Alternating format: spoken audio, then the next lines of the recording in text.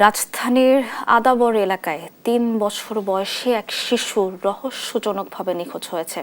গত ২৩ ফেব্রুয়ারি সোমবার বিকেল ৫টার দিকে বায়তুল আমান হাউজিং এর ১৭ নম্বর রোড এলাকায় বাসার সামনে খেলতে বের হয় নাজিফা আক্তার নামে শিশুটি। এরপর থেকে তার আর কোনো খোঁজ মিলছে না। শিশুর খালা নাজমা আক্তার জানান, শিশুটি এখনো কথা বলতে পারে না এবং কাউকে ঠিকমতো চিনতেও পারে না। ঘটনার পর আশেপাশের ৩টি সড়কের সিসিটিভি ফুটেজ পর্যালোচনা করেছে পুলিশ।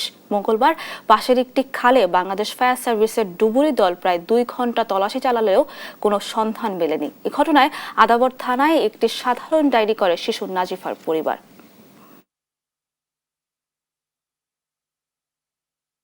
কালকে ৫টার দিকে বের হয়েছে, তো সিসি ফুটেজ দেখা গেছে, চেক করে দেখলাম যে এখানেও ৫টা ৮-এর দিকে এখানে আসে।